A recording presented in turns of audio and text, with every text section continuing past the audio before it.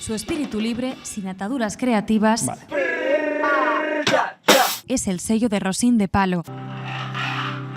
Vitalismo, ritmos impacientes y mucha energía dan forma a un proyecto fuera de lo común. Yo creo que la propuesta ya de por sí sorprende porque tampoco estamos habituados, ¿no? Claro, A ver esto. también porque nos sorprendemos nosotros mismos también. Entonces, sí. ¿Cómo nos va a sorprender la gente?